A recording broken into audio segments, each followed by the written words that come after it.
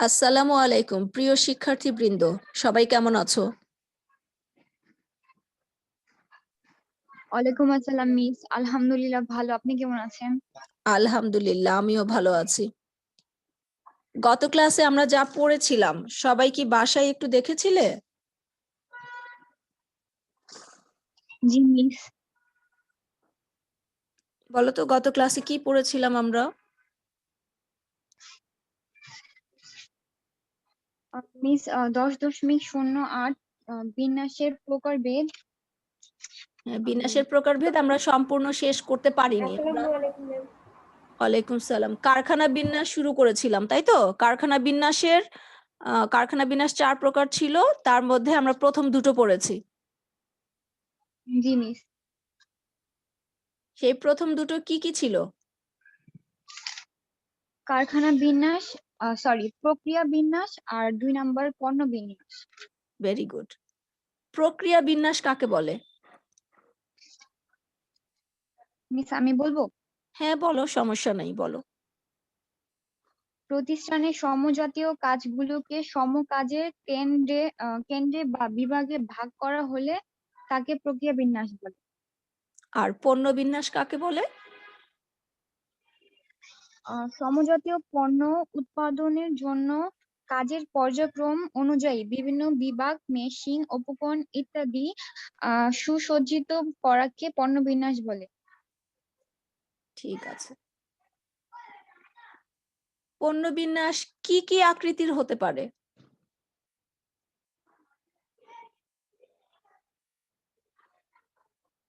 পড়েছি না এটা আমরা? সরল রৈখিক।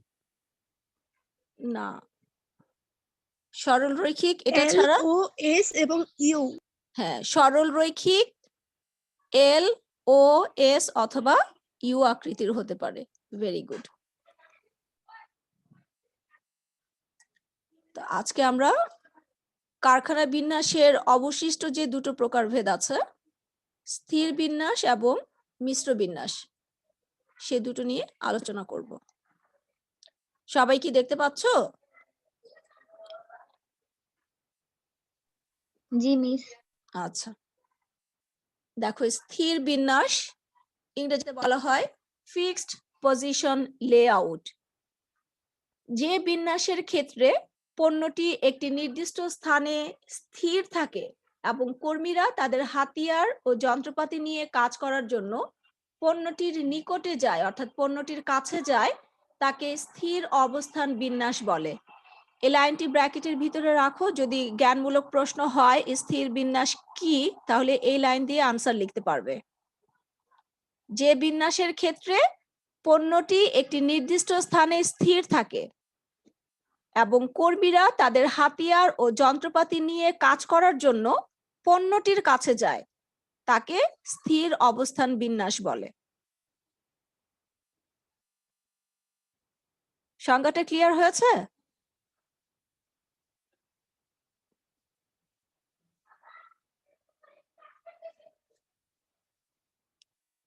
মেয়েরা আমার কথা শুনতে পাচ্ছো? জি মিস। সংজ্ঞাটা বুঝতে পেরেছো কিনা? জি মিস। আচ্ছা জি মিস, বুঝেছি। আচ্ছা, ঠিক আছে। এরপর দেখো, এই লাইনগুলো একটু আন্ডারলাইন করবে। অধিকাংশ বড় বড় প্রকল্পে স্থির বিন্যাস করা হয়। অধিকাংশ বড় বড় প্রকল্পে স্থির বিন্যাস করা হয়। যে সকল পণ্য অত্যন্ত বড়, ভারী ও বহনে ঝুঁকিপূর্ণ, সেই সকল পণ্যের ক্ষেত্রে এই বিন্যাসটি কার্যকর। জাহাজ নির্মাণ, বড় ধরনের ইঞ্জিন সংযোজন, যেমন রেলের ইঞ্জিন, বৃহৎ নৌকা বা স্টিমার নির্মাণ, ড্যাম নির্ণয়, মহাকাশযান নির্মাণ, বাড়িঘর তৈরি বা মেরামত, তেলকূপ খনন ইত্যাদি ক্ষেত্রে স্থির বিন্যাস ব্যবহৃত হয়। এই বিন্যাসের মাধ্যমে পণ্য পরিবহনের সাথে জড়িত সময়, ঝুঁকি, আইনগত জটিলতা ইত্যাদি দূর করা সম্ভব হয়। ঠিক আছে? যদি প্রশ্ন হয় স্থির বিন্যাস বলতে কি বোঝায়, তাহলে সংজ্ঞা এবং এই লাইনগুলো দিয়ে তুমি আনসার লিখতে পারবে। স্থির বিন্যাস কোন কোন ক্ষেত্রে ব্যবহার করা হয় বলো?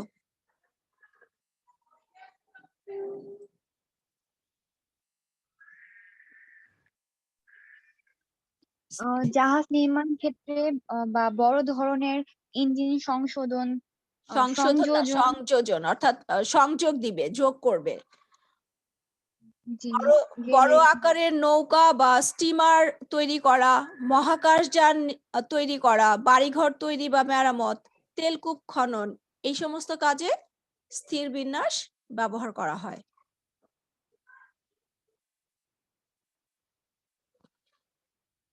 তোমাদের বইতে দেখো স্থির বিন্যাসের একটি ছবি দিয়েছে, জাহাজ নির্মাণ।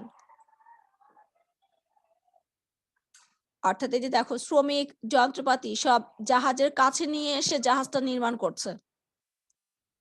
ঠিক আছে?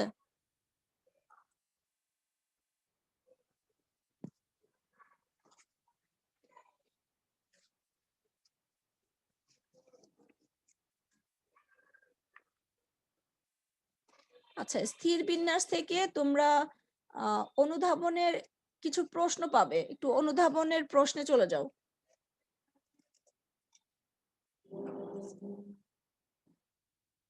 অনুধাবনের প্রশ্ন বের করেছো? জি মিস। আমার বইতে 13 নম্বর কোশ্চেন, স্থির অবস্থান বিন্যাস বলতে কি বোঝায়? ঢাকা বোর্ড 17-তে এসছে, দেখো। Ma'am 20 number. আচ্ছা নাম্বার। আচ্ছা, দাগাও দাগাও এবং একটু পড়ে দেখো তো যে আমরা স্থির বিন্যাস সম্পর্কে যা পড়েছি সেটাই লেখা আছে নাকি অন্য কিছু লেখা আছে।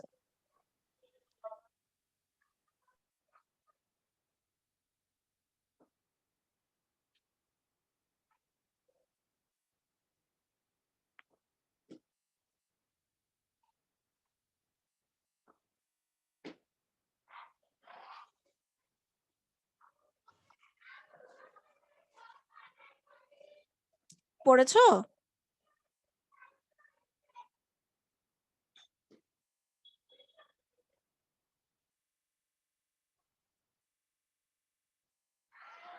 মেয়েরা আমার কথা শুনতে পাচ্ছো? জি মিস। পড়ে দেখেছো? জি জি মিস। মিস। বাড়তি কিছু আছে? না মিস। না মিস। আচ্ছা, এরপরে আমার বইতে হচ্ছে 15 নম্বর কোশ্চেন, কোন ক্ষেত্রে স্থির বিন্যাস উত্তম ব্যাখ্যা করো। এটা কুমিল্লা বোর্ড 16-র ma'am question. 22 number. 22 number. Number. আচ্ছা ঠিক আছে, এটাও দাগাও। আরেকটা কোশ্চেন দেখো, কোন বিন্যাসে পণ্য নির্দিষ্ট স্থানে অবস্থান করে ব্যাখ্যা করো। এটা সম্মিলিত বোর্ড 18 সালে এসছে। 23 নাম্বার। 23 নাম্বার। তাহলে আমরা কত নাম্বার পেলাম? 20, 22, 23 স্থির বিন্যাস থেকে। ঠিক আছে? এই প্রশ্নের আনসার গুলো একটু চোখ বুলাবে।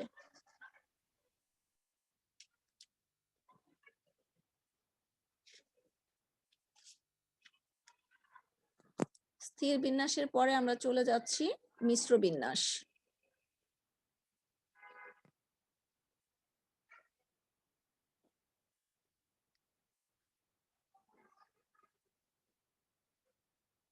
মিশ্র বিন্যাস প্রক্রিয়া এবং পণ্য বিন্যাসের সমন্বিত বিন্যাসই হলো মিশ্র বিন্যাস। তাই বলা যায় যে বিন্যাসের ক্ষেত্রে, এই লাইনটা দাগাবে, যে বিন্যাসের ক্ষেত্রে একই সাথে প্রক্রিয়া বিন্যাস এবং পণ্য বিন্যাস অনুসরণ করা হয় তাকে মিশ্র বিন্যাস বলে। যদি জ্ঞানমূলক কোশ্চেন হয় যে মিশ্র বিন্যাস কি বা মিশ্র বিন্যাস কাকে বলে, তখন এই লাইনটি দিয়ে আনসার লিখতে পারবে। যে বিন্যাসের ক্ষেত্রে একই সাথে প্রক্রিয়া বিন্যাস এবং পণ্য বিন্যাস অনুসরণ করা হয় তাকে মিশ্র বিন্যাস বলে।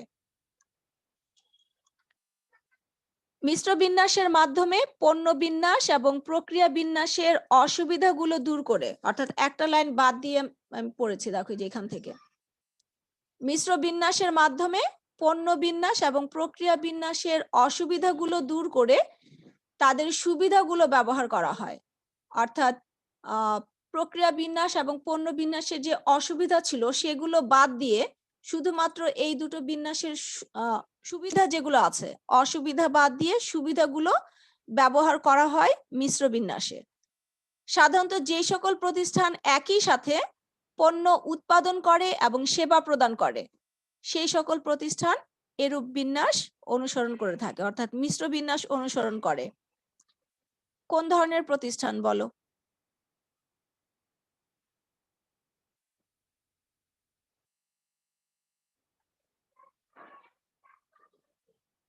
মেয়েরা আমার প্রশ্ন বুঝতে পেরেছো?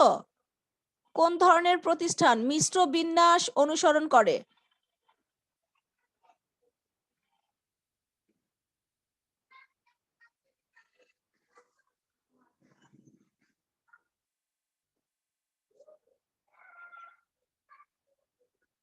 তাহমিনা, শুনতে পাচ্ছ আমাকে? জি মিস। বলো। মিস, প্রক্রিয়া বিন্যাস আর পণ্য বিন্যাস অনুসরণ করে। তুমি আমার প্রশ্ন বুঝো নাই। আমি বলেছি কোন ধরনের প্রতিষ্ঠান মিশ্র বিন্যাস অনুসরণ করে।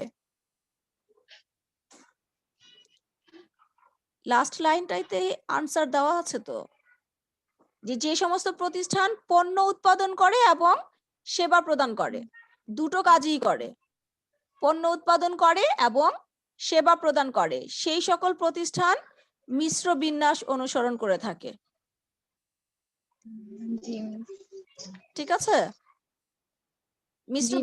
মিশ্র বিন্যাস কাকে বলে? যে বিন্যাসের ক্ষেত্রে একই সাথে প্রক্রিয়া বিন্যাস এবং পণ্য বিন্যাস অনুসরণ করা হয় তাকে মিশ্র বিন্যাস বলে। কোন ধরনের প্রতিষ্ঠান মিশ্র বিন্যাস অনুসরণ করে?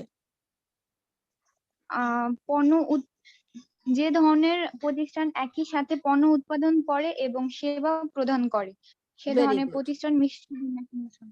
Very good. আচ্ছা, তাহলে আমাদের কারখানা বিন্যাস শেষ হলো। কারখানা বিন্যাস কত প্রকার?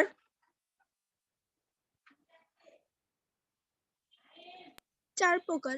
কি কি? 4 প্রকার। হ্যাঁ, কি কি বলো? প্রক্রিয়া বিন্যাস, 2 পণ্য বিন্যাস, 3 স্থির অবস্থা বিন্যাস আর 4 মিশ্র বিন্যাস। হ্যাঁ, তাহলে কিন্তু আমাদের কারখানা বিন্যাস কমপ্লিট। ঠিক আছে, বিন্যাসকে প্রধানত দুই ভাগে ভাগ করা হয়েছিল, মনে আছে? বিন্যাস প্রধানত দুই প্রকার, একটি ছিল কারখানা বিন্যাস, আরেকটি কি? সেবা বিন্যাস। সেবা বিন্যাস। Very good. আমাদের কারখানা বিন্যাস শেষ, এখন আমরা পড়ব সেবা বিন্যাস। দেখো, সেবা বিন্যাস বলতে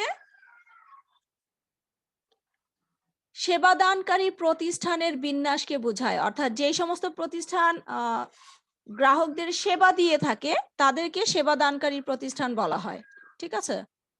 তাহলে সেবা বিন্যাস বলতে সেবাদানকারী প্রতিষ্ঠানের বিন্যাসকে বোঝায়, যার মূল উদ্দেশ্য হলো, অর্থাৎ সেবা বিন্যাসের মূল উদ্দেশ্য হলো সর্বনিম্ন জায়গা ব্যবহার করে ন্যূনতম সময়ে গ্রাহকদের সর্বোচ্চ সেবা নিশ্চিত করা। এই লাইনটি একটু আন্ডারলাইন করে রাখো। সেবা বিন্যাস কি?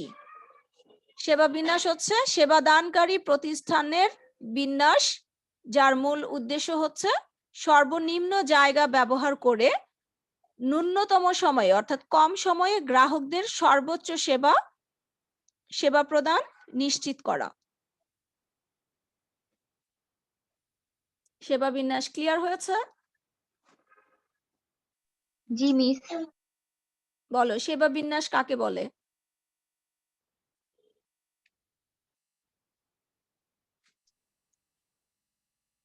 সেবা দানকারী প্রতিষ্ঠানের বিন্যাসকে বোঝায়, যার মূল উদ্দেশ্য হলো সর্বনিম্ন জায়গা ব্যবহার করে ন্যূনতম সময়ে গ্রাহকদের সর্বোচ্চ সেবা প্রদানের নিশ্চিত করা। Very good. এখন এই সেবা বিন্যাস আবার কত প্রকার বলো? সেবা বিন্যাসকে তিন ভাগে ভাগ করা হয়েছে, সেটা হচ্ছে খুচরা বিক্রয় কেন্দ্র বিন্যাস, অফিস বিন্যাস এবং গুদাম বিন্যাস। ঠিক আছে? সেবা বিন্যাস কত প্রকার? 3 প্রকার। 3 প্রকার। কি কি? খুচরা বিক্রয় কেন্দ্র বিন্যাস, 2 অফিস বিন্যাস আর 3 গুদাম বিন্যাস। গুদাম বিন্যাস, ঠিক আছে। তাহলে আমরা প্রথমেই পড়ব খুচরা বিক্রয় কেন্দ্র বিন্যাস।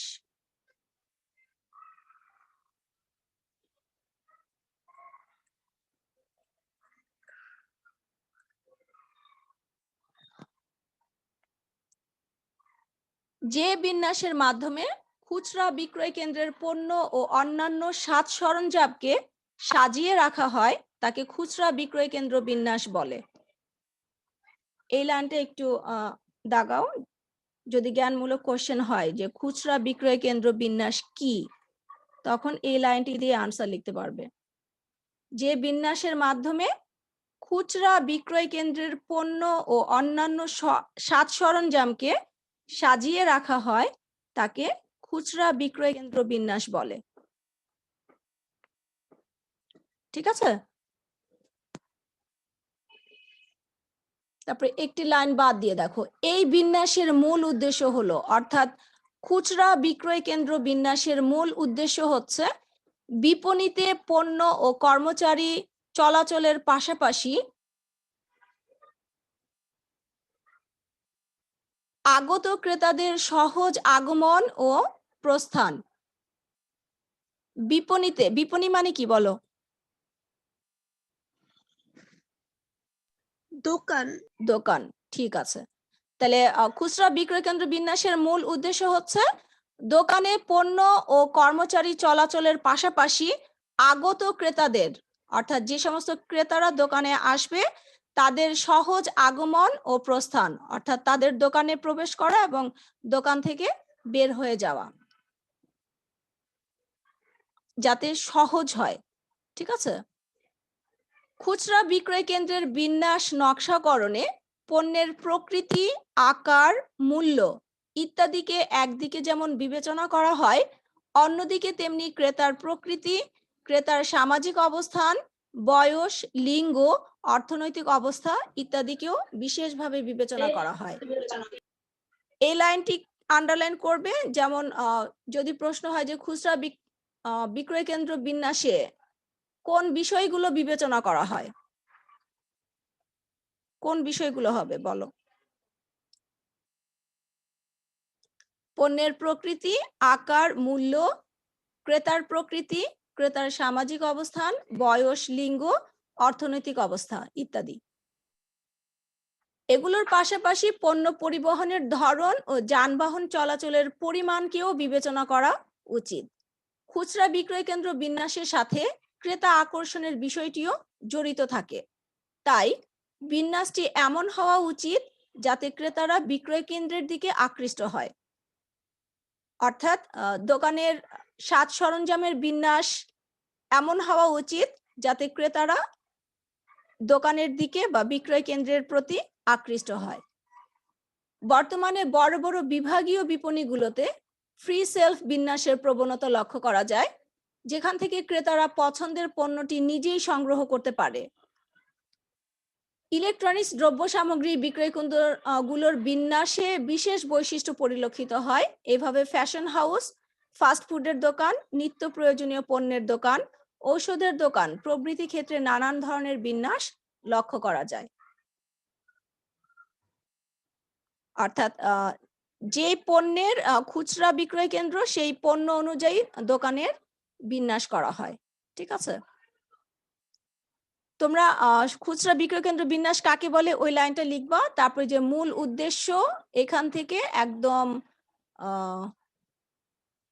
বিক্রয় কেন্দ্রের দিকে আকৃষ্ট হয় এই পর্যন্ত পড়লেই হবে। যদি প্রশ্ন হয় খুচরা বিক্রয় কেন্দ্রের বিন্যাস বলতে কি বোঝায়, ঠিক আছে, এটা কি সবাই বুঝতে পেরেছো? জি মিস। আচ্ছা, খুচরা বিক্রয় কেন্দ্রের বিন্যাসের অনুধাবনমূলক প্রশ্ন আছে, একটু চলে যাও অনুধাবনের প্রশ্নে।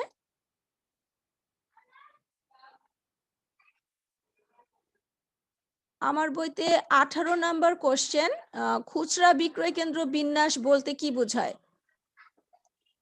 25 নাম্বার। 25 নাম্বার, এটা একটু দাগাও।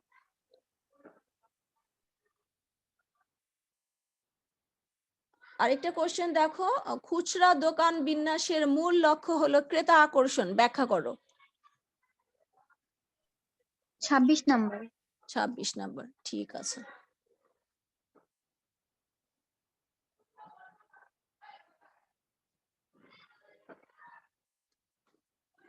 আচ্ছা, আরেকটা কোশ্চেন একটু দাগাবা, সেটা হচ্ছে সার্ভিস লে আউট বা সেবা বিন্যাস যেটা উত্তম ক্রেতা সেবা নিশ্চিত করে, ব্যাখ্যা করো। আমার বইতে 25 নাম্বার, তোমাদের মনে হয় একটু পরের দিকে হবে, দেখো। সার্ভিস লে আউট উত্তম ক্রেতা সেবা নিশ্চিত করে। 18 নাম্বার। আচ্ছা, ঠিক আছে। তাহলে খুচরা বিক্রয় কেন্দ্র বিন্যাস, এটার যে অনুধাবনের প্রশ্ন ছিল সেটা আমরা দাগালাম। এখন আমরা চলে যাচ্ছি অফিস বিন্যাস।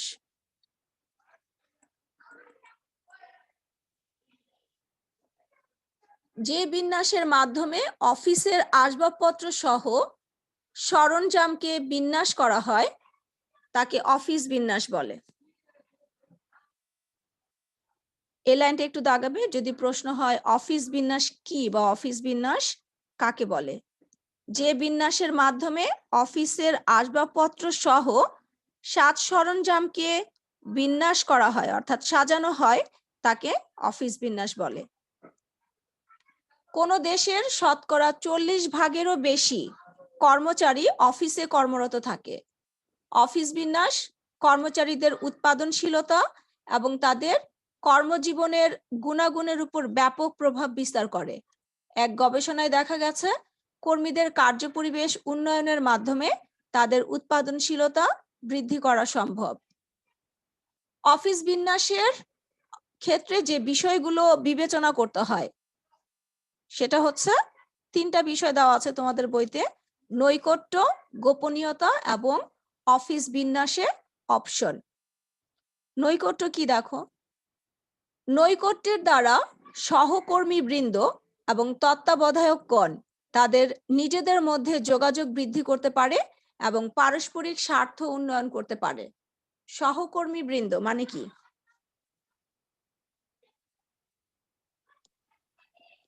কর্মচারীদের বোঝায়। একটি প্রতিষ্ঠানে যারা কাজ করে তারা সবাই সহকর্মী, ঠিক আছে। জি। আর তত্ত্বাবধায়ক হচ্ছে যে কর্মীদের কাজ যিনি তত্ত্বাবধান করবেন। এখন নৈকট্য, নৈকট্য মানে কি? কাছাকাছি, তাই তো? যে নৈকট্যের দ্বারা সহকর্মী বৃন্দ এবং তত্ত্বাবধায়কগণ তাদের নিজেদের মধ্যে যোগাযোগ বৃদ্ধি করতে পারে এবং পারস্পরিক স্বার্থ উন্নয়ন করতে পারে। কাছাকাছি অবস্থান করলে যে কোনো তথ্য আদান প্রদান করা খুব দ্রুত এবং সহজে করা যায়। অফিস বিন্যাস যদি খুব বেশি আনুষ্ঠানিকতাপূর্ণ হয় তবে কর্মীরা তা ভালোভাবে গ্রহণ না করে দূরে ঠেলে দেয়। অনেক বেশি আনুষ্ঠানিকতাপূর্ণ মানে কি?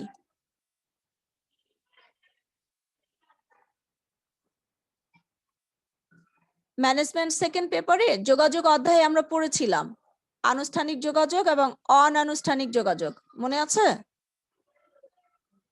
আনুষ্ঠানিক যোগাযোগ ছিল যে একদম অফিসে নিয়ম কানুন মেনে যোগাযোগ করতে হবে, আর অনানুষ্ঠানিক হচ্ছে যে কড়াকড়ি ভাবে কোনো নিয়ম পালন করার দরকার নেই, অধস্তন ঊর্ধ্বতনের সাথে যে চা খাচ্ছে ক্যান্টিনে বসে তখন তারা আলাপ করতে পারে, এটা হচ্ছে অনানুষ্ঠানিকতা, অনানুষ্ঠানিক যোগাযোগ। এখন এখানে বলেছে যে অফিস বিন্যাস যদি খুব বেশি আনুষ্ঠানিকতাপূর্ণ হয় তবে কর্মীরা তা ভালোভাবে গ্রহণ করে না। তাই অফিস বিন্যাস এমন ভাবে করা উচিত যাতে তাদের মধ্যে অর্থাৎ কর্মী এবং তত্ত্বাবধায়কের মধ্যে সর্বোচ্চ নৈকট্য বজায় থাকে। আরেকটি বলেছে গোপনীয়তা। অফিস বিন্যাস যে ধরনেরই হোক না কেন অফিসে যাতে গোপনীয়তা বজায় থাকে সেই দিকে অবশ্যই খেয়াল রাখতে হবে। তাছাড়া বাহ্যিক প্রতিকূল পরিবেশ এবং কোলাহল কর্মীদের কার্য সম্পাদনকে ব্যাপকভাবে বিঘ্নিত করে। গোপনীয়তার কারণেই কোনো ডিপার্টমেন্টাল স্টোরের অফিস খোলামেলা হলেও কোনো সংবাদপত্রের অফিস খোলামেলা হওয়া সমীচীন নয়, অর্থাৎ উচিত নয়।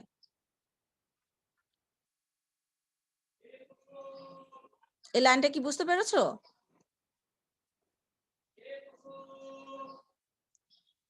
ডিপার্টমেন্টাল স্টোরে যখন আমরা যাই তখন মানে গোপনীয় কোনো কিছু কি থাকে? মালিক কর্মচারী সব দেখবে একই সাথে থাকে, কেনা বেচা হচ্ছে, মালিক বসে বসে দেখছে, ঠিক না?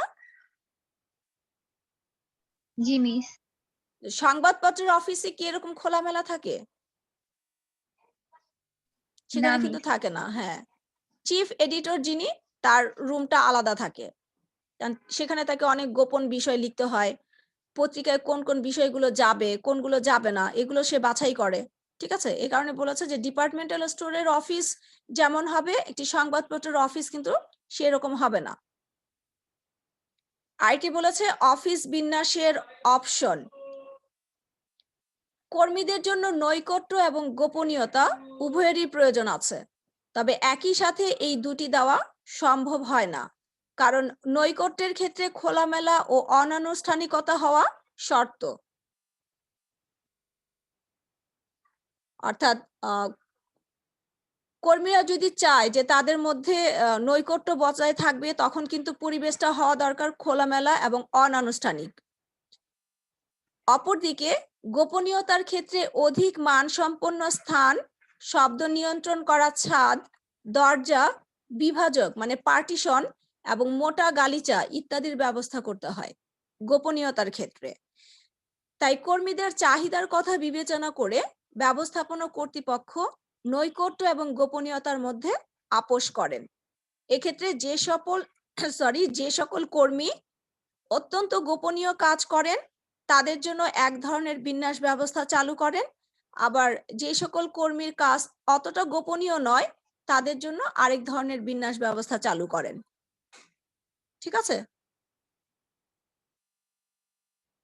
বুঝতে পেরেছো সবাই? নৈকট্য, গোপনীয়তা এবং অফিস বিন্যাসে অপশন, অর্থাৎ অফিস বিন্যাসে বিকল্প থাকতে হবে।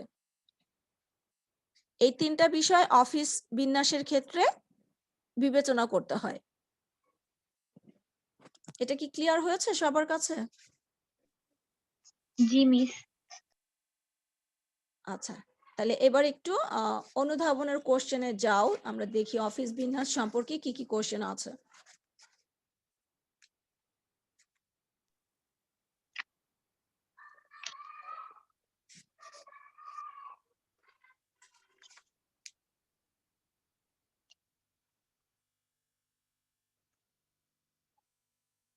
আচ্ছা, আমার বইতে 20 নাম্বার দেখো, অফিস বিন্যাস বলতে কি বোঝায়?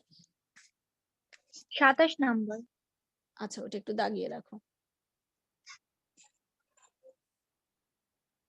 ঠিক আছে, একটাই কোশ্চেন দেখা যাচ্ছে। আচ্ছা, সেবা বিন্যাস 3 প্রকার। প্রথমটি ছিল খুচরা বিক্রয় কেন্দ্র বিন্যাস, দ্বিতীয়টি ছিল অফিস বিন্যাস, এখন আমরা তৃতীয়টি পড়ব গুদাম বিন্যাস।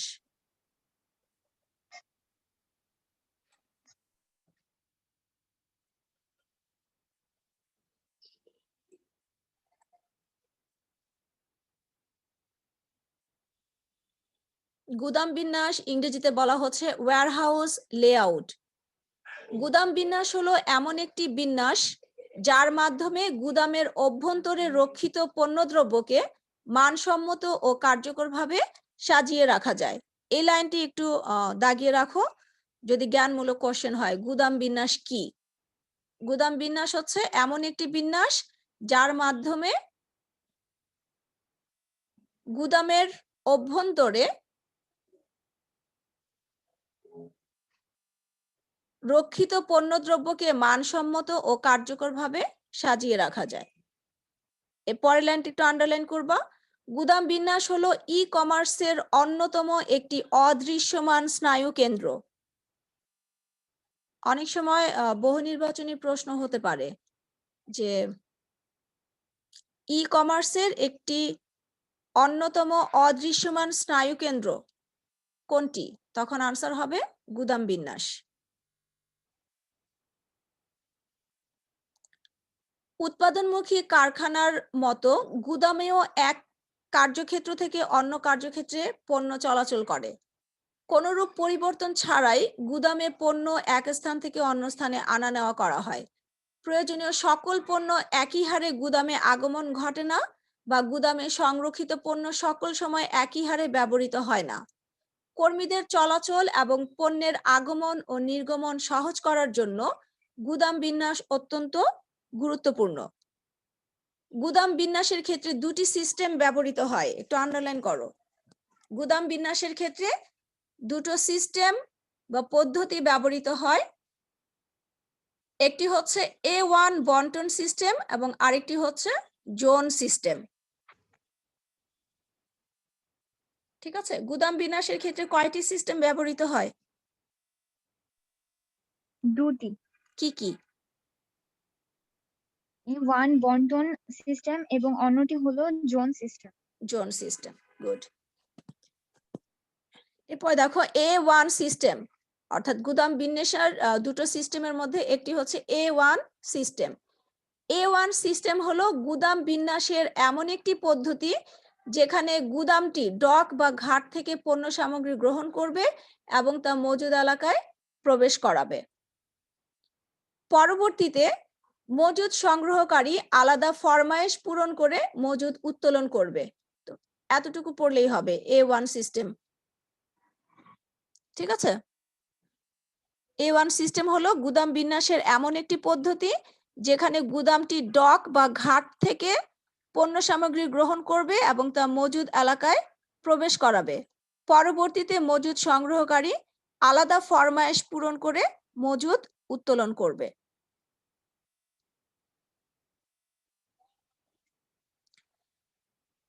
A1 সিস্টেমের একটি চিত্র দিয়েছে তোমাদের বইতে, দেখো যে ডক বা ঘাট যেখানে বড় বড় নৌকা বা জাহাজ থামবে, মাল নামাবে, সেখান থেকে এই যে দেখো গলি, তারপরে এগুলো হচ্ছে ব্লক করা হয়েছে 1 5 5 4 4 2 7, এখানে 3 5 5 6 4 2 7।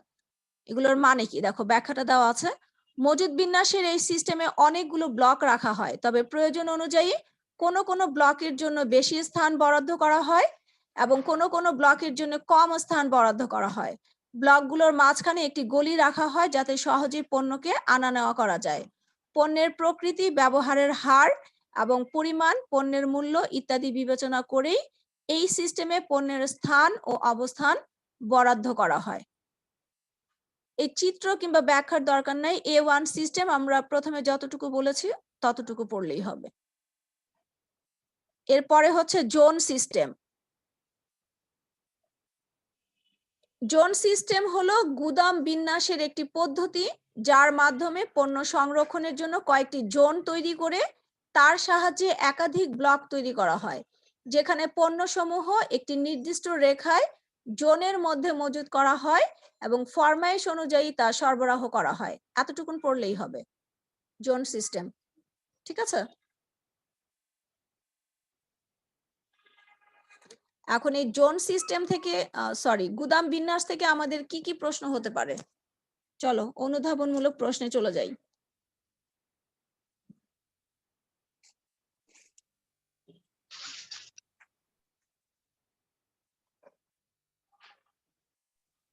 আমার বইতে 22 নম্বর প্রশ্ন, গুদাম বিন্যাস বলতে কি বোঝায়?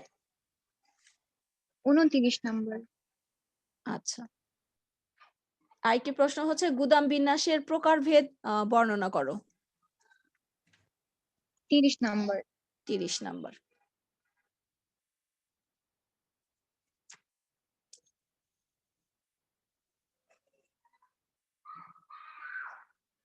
আমাদের মনে হয় এই চ্যাপ্টার শেষ, আর থিওরি কোনো কিছু বাকি নেই, মানে শর্ট সিলেবাস অনুযায়ী।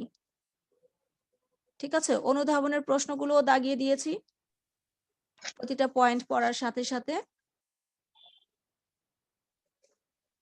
ইনশাআল্লাহ নেক্সট ক্লাসে আমরা এই অধ্যায়ের সৃজনশীল প্রশ্ন নিয়ে আলোচনা করার চেষ্টা করব। ঠিক আছে, আজকে আমরা যা পড়লাম তার মধ্যে কোনো প্রশ্ন থাকলে আমাকে করতে পারো, কোনো পয়েন্ট না বুঝলে জিজ্ঞেস করতে পারো।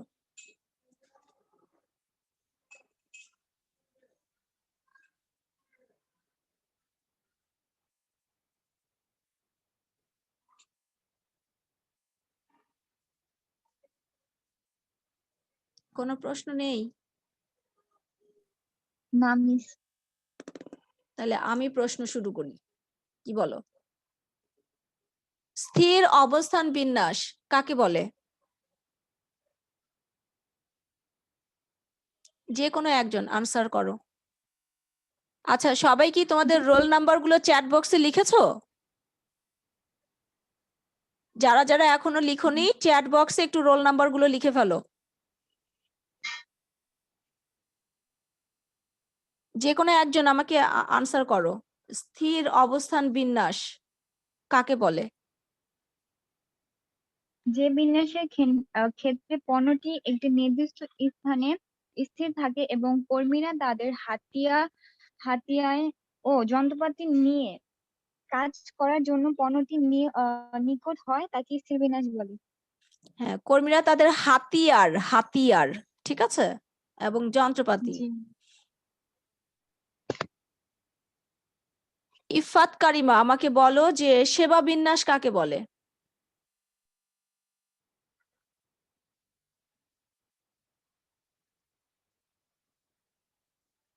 ইফাত কারিমা যে হ্যাঁ জি বলো। মিস, হ্যাঁ বলো। যে বিন্যাসের মাধ্যমে সর্বনিম্ন জায়গা ব্যবহার করে ন্যূনতম সময় গ্রাহকদের সর্বোচ্চ সেবা প্রদান করা হয়, সে প্রদানের জন্য যে বিন্যাস করা হয় তাকে সেবা বিন্যাস বলে। আচ্ছা, এটা প্রথমে মূল দুটো শব্দ বাদ দিয়েছো, সেবা দানকারী প্রতিষ্ঠানে, ঠিক আছে,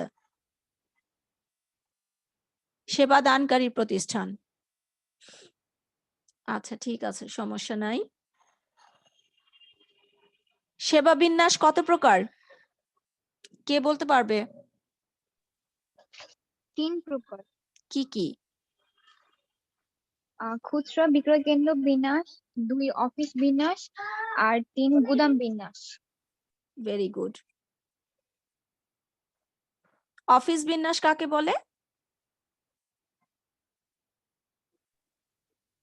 যে বিন্যাসের মাধ্যমে অফিসের আসবাবপত্র সহ সাজ সরঞ্জামকে বিন্যাস করা হয় তাকে অফিস সরঞ্জাম অফিস অফিস বিন্যাস বলে। বলে। হ্যাঁ গুড, ঠিক আছে। গুদাম বিন্যাস কাকে বলে?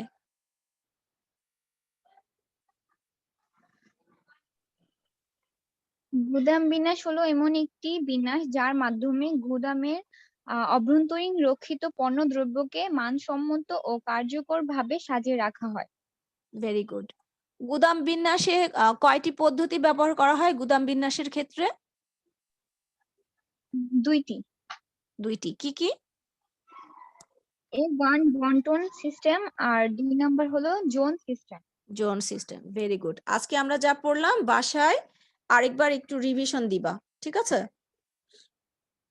আমার ক্লাসের মিস। সময়ও প্রায় শেষ। সবাই ভালো থেকো, আল্লাহ হাফেজ। আসসালামু আলাইকুম ম্যাম। আলাইকুম। ওয়ালাইকুম আসসালাম।